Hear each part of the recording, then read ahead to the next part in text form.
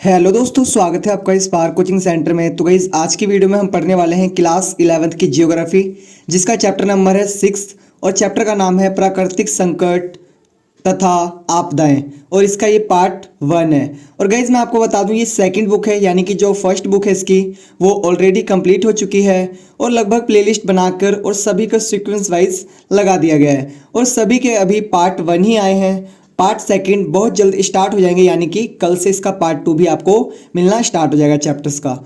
तो जो 11th class है, हम यहाँ पर जियोग्राफी तो करवा ही रहे हैं, साथ ही साथ आपको यहाँ पर पॉलिटिकल साइंस, हिस्ट्री और भी अलग अलग सब्जेक्ट्स के जो भी आपके आर्ट्स के सब्जेक्ट हैं सभी के नोट्स प्रोवाइड करवा रहे हैं।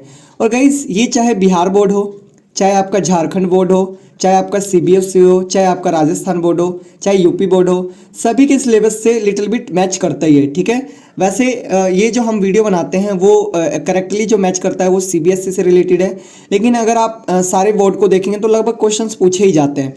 तो आप यहाँ पर बहुत अच्छे से प्रिपरेशन कर सकते हैं, चाहे आप किसी भी बोर्ड के हो। ठीक है, तो आइए स्टार्ट करते हैं आज की वीडियो। और अगर आपने अभी तक चैनल को सब्सक्राइब नहीं करा है तो चैनल को सब्सक्राइब कर ले, साथ ही साथ बेल आइकन हिट कर ले, क्योंकि आने वाले टाइम में और भी बेहतरीन चीज़ें आपको यहाँ पर करवाई जाएंगी। लाइक अभी आप 11th में और 12th क्लास में भी आपको बहुत बेहतरीन तरीके से यहाँ पर टीच किए जाएंगे सारे सब्जेक्ट। तो आइए स्टार्ट करते हैं आज की वीडियो बिना देरी करे। तो देखिए, सबसे पहले हम पढ़ेंगे इस चैप्टर में महत्वपूर्ण जानकारी। क्या पढ़ेंगे? महत्वपूर्ण जानकारी, यानी कि वो सारी चीज़ें पढ़ेंगे जो पूरे चैप्टर में दी गई है। तो स्टार्ट करते हैं। देखिए, पहला पॉइंट है मानव पर दुष्प्रभाव डालने वाले परिवर्तनों को प्राकृतिक आपदाएं कहते हैं। देखो, जो भी चीज़ें, जो भी प्राकृतिक आपदाएं मानव पे क्या डालती हैं?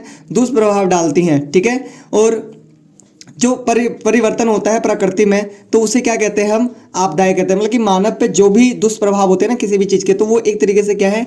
आपदाएं हैं। और प्राकृतिक आपदाएं मानव पे दुष्प्रभाव डालने वाले परिवर्तनों को प्राकृतिक आपदाएं कहते हैं। ठीक है, मतलब कि मौसम में चाहे चेंजिंग हो रही हो, चाहे आप कह सकते हैं कि नदियों में बाढ़ आ जाता है, तो ये सारी क्या है? एक तरीके से प्राकृतिक आपदाएं हैं। भूस्खलन होना इत्यादि, ये सारी क्या है? प्राकृतिक आपदाएं हैं।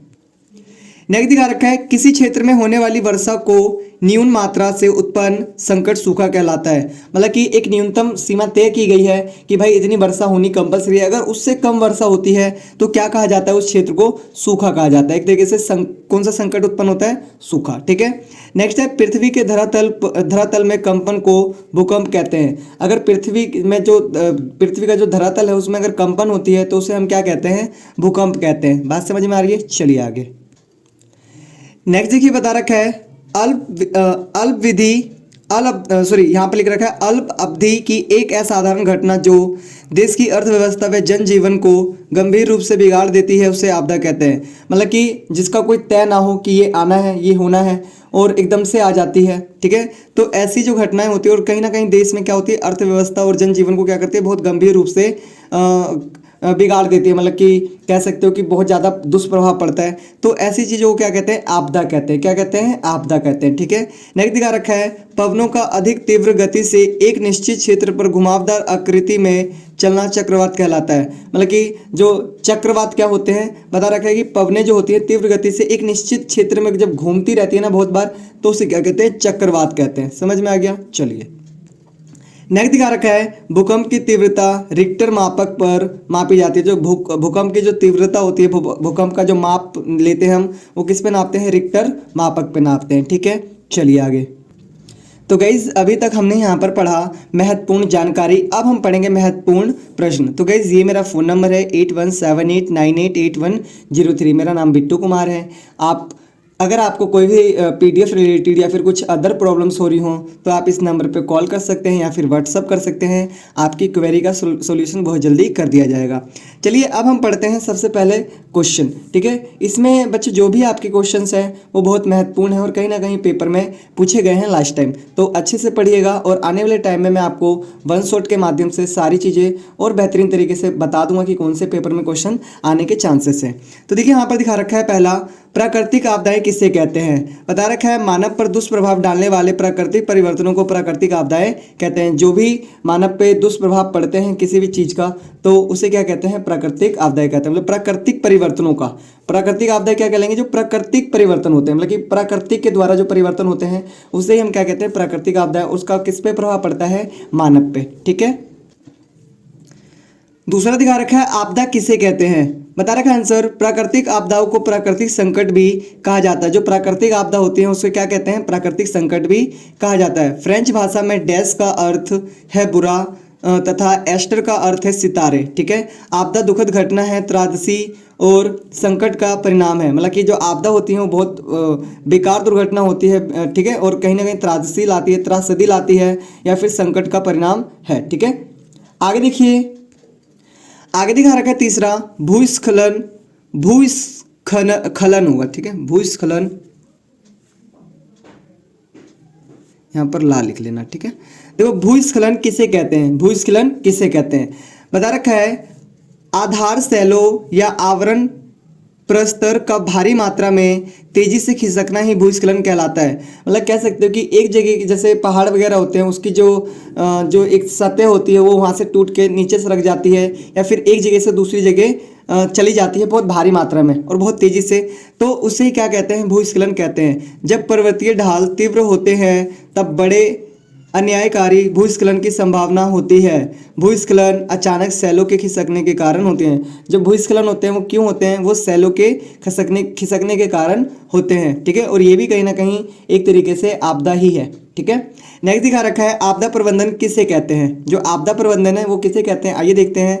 बता रखा है, आपदा प्रबंधन में निवारक और संरक्षी उपाय, तैयारी तथा मानवों पर आपदा के प्रभाव को कम करने के लिए राहत कार्य की व्यवस्था तथा आपदा प्रबंधन क्षेत्रों के सामाजिक आर्थिक पक्ष शामिल किए जाते हैं। मतलब आपदा प्रबंधन में क्या होता है कि जैसे भूकंप आने वाला है तो भूकंप के बारे में ऑलरेडी पहले से जानकारी देते हैं, उसके लिए आपको तैयार करते हैं, प्रशिक्षण देते हैं। तो ये क्या कहलाता है, यही कहलाता है आपदा प्रबंधन। यानी कि व्यक्ति को जितना कम से कम नुकसान हो, मतलब कि ऐसा नहीं कि नुकसान नहीं होगा, जैसे बाढ़ आ रही है तो ऐसा नहीं कि नुकसान नहीं होगा, लेकिन उससे राहत बचाव, उसको कम करने का कुछ ना कुछ उपाय ही क्या कहलाएंगे, आपदा प्रबंधन। बात समझ में आ गई। चलिए आज दिखा रखा है पांचवा क्वेश्चन, सूखा क्या है। तो ये आंसर दिखा रखा है, सूखा से तात्पर्य है बड़े पैमाने पर विस्तृत क्षेत्र में जल की कमी होना है। ठीक है, मतलब कि कह रखा है कि जो सूखा है उससे क्या तात्पर्य है कि कहीं पर ना किसी क्षेत्र में एक न्यूनतम वर्षा का स्तर होता है, अगर उससे कम वर्षा होती है तो उसे हम सूखा कहते हैं। समझ में आ गया। चलिए क्वेश्चन छठा है आपका, एक संकट कब आपदा बन जाता है। एक संकट जो होता है वो कब आपदा बन जाता है, आइए देखते हैं। आंसर दिखा रखा है, एक संकट उस समय आपदा बन जाता है जब वह अचानक उत्पन्न हो जाता है तथा उसका सामना करने के लिए पूर्व तैयारी न हो। मतलब कि एक संकट आपदा कब बन जाती है, जब हम पे उससे निपटने के साधन नहीं होते या फिर हम उसके लिए पहले से तैयार नहीं होते, तो वो क्या होता है, वो हमारे लिए एक तरीके से आपदा बन जाती है। ठीक है, समझ में आ गया। आपदा क्या होती है, कोई भी संकट होगा अगर उससे हम निपटान नहीं कर पाए, ठीक है, मतलब कि हम पे वो एकदम से आ गया और हम पे पूर्व तैयारी नहीं है, हम पहले से ऑलरेडी उसके लिए तैयार नहीं है, तो वो हमारे लिए क्या बन सकती है, आपदा बन सकती है। नेक्स्ट क्वेश्चन है आपका क्वेश्चन नंबर 7, भारत में प्रमुख प्राकृतिक आपदाएं क्या है। जो भारत है अपना, उसमें जो प्रमुख प्राकृतिक आपदाएं हैं वो है क्या, आइए देखते हैं।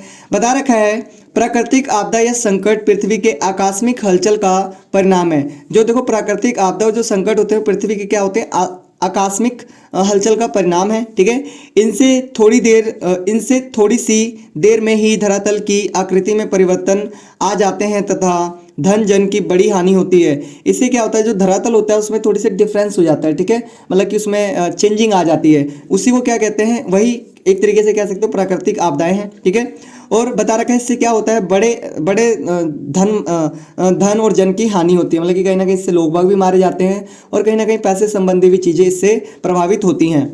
सूखा, बाढ़, भूकंप, चक्रवात, भूस्खलन आदि कुछ प्रमुख आपदाएं हैं। देखो जैसे बाढ़ हो गया आपका, सूखा हो गया, भूकंप हो गया, चक्रवात हो गया, भूस्खलन हो गया, ये क्या है, ये एक तरीके से कह सकते हो कि प्रमुख आपदाएं हैं। नेक्स्ट देखिए क्वेश्चन नंबर 8वां है, भूस्खलन के मानव पर पड़ने वाले प्रभावों का उल्लेख कीजिए। जो भूस्खलन है उसके मानव पर पड़ने वाले प्रभावों का उल्लेख कीजिए। ठीक है, तो बता रखा है, भूस्खलन मानव पर कहर ढा देते हैं। जो भूस्खलन होते हैं कहीं ना कहीं जो मानव होता है उस पर कहर ढा देते हैं। एक तरीके से कह सकते हो कि कहर का मतलब एक तरीके से बहुत परेशानी हो जाती है। भूस्खलन द्वारा गिराए गए मलबे से नदियों के मार्ग प्राय अवरुद्ध हो जाते हैं और बाढ़ आ जाती है। भूस्खलन से क्या होता है, जो नदियां होती है उसके बीच में ही, मतलब कि भूस्खलन से मट्टी वहाँ आ जाती है बीच में और फिर ना पानी आगे जा नहीं पाता, तो उससे क्या होता है, जो आसपास के एरिया होते हैं उनमें बाढ़ उत्पन्न हो जाते हैं। ठीक है, और बता रखा है इससे धन जन की अपार हानि होती है। गढ़वाल का भूस्खलन इसका उदाहरण है। बता रखा है इससे क्या होता है कि लोग भी मारे जाते हैं और कहीं ना कहीं जो घर वगैरह होते हैं, खेत वगैरह जो होते हैं वो भी नष्ट हो जाते हैं, जिससे कहीं ना कहीं उन पर आर्थिक संकट आ जाता है। ठीक है, समझ में आ गया। चलिए आगे दिखा रखा है मध्य तथा पश्चिमी भारत में सूखा अधिक क्यों है। जो मध्य भारत है और जो पश्चिमी भारत है वहां पर सूखा अधिक क्यों है। तो देखिए बता रखा है आंसर, मध्य तथा पश्चिमी भारत में सूखा अधिक होने का कारण कम वर्षा तथा मानसून का समय पर न आना अथवा विफल हो जाना है। मतलब कि कह सकते हो कि यहाँ पर जो सूखा पड़ता है उसका रीज़न ये है कहीं ना कहीं कम वर्षा होना और मानसून का समय पर न आना ही क्या है, यहाँ सूखा पड़ता है। ठीक है, समझ में आ गया। चलिए आगे 10वां दिखा रखा है भूकंप क्या है। आंसर दिखा रखा है भूकंप को एक महाविनाशकारी घटना माना गया है। जो भूकंप है वो क्या है, एक तरीके से महाविनाशकारी घटना मानी गई है। इसके कारण अनेक मौतें होती हैं, संपत्ति को भारी क्षति पहुंचती है। भूकंप की दृष्टि से भारत के अत्यधिक खतरे वाले क्षेत्र हैं। देखो भूकंप से क्या होता है, कहीं ना कहीं बहुत ज़्यादा ये तो महाविनाशकारी होता ही है, साथ ही साथ इससे मौत भी बहुत होती है और कहीं ना कहीं ये क्षति बहुत भारी करता है। ठीक है, और जो भारत है, भारत में अत्यधिक भूकंप कहाँ पर आते हैं, हिमालय पर्वत के आसपास आते हैं, उत्तरी पूर्वी भारत में आते हैं, कच्छ में आते हैं, रत्नागिरी में आते हैं, पश्चिमी तट आदि पर आते हैं। मतलब कहने का मतलब ये कि जो भूकंप के क्षेत्र भी इसमें बता दिए गए हैं और भूकंप कितना विनाशकारी होता है ये भी इसमें आपको बताया गया है। आगे देखिए बता रखा है क्वेश्चन नंबर 11, प्राकृतिक आपदा तथा संकट में क्या अंतर है, स्पष्ट कीजिए। जो प्राकृतिक आपदा होते हैं और जो संकट होते हैं उनमें क्या डिफरेंस होता है, आपको इसका आंसर करना है। तो गाइज इसका जो आंसर मिलेगा वो आपको पार्ट 2 में मिलेगा और ये मेरा फ़ोन नंबर है 8178988103। ठीक है, तो आप इस नंबर पे कॉल कर व्हाट्सअप रिलेटेड कोई प्रॉब्लम हो या फिर स्टडी रिलेटेड हो या फिर कुछ और भी प्रॉब्लम हो तो आप बिल्कुल डिस्कस कर सकते हैं। तो गाइस अभी तक आपने चैनल को सब्सक्राइब नहीं करा है तो चैनल को सब्सक्राइब करिए और इसी तरीके की बेहतरीन वीडियोज़ आपको इस चैनल पर मिलते रहेंगे। और अभी तो आप 11th क्लास में हैं, 12th में और बढ़िया तरीके से आपको यहाँ पर सारी चीज़ें करवाई जाएंगी। तो मिलते हैं फिर नेक्स्ट वीडियो में, तब तक के लिए टाटा बाय बाय, जय हिंद जय भारत।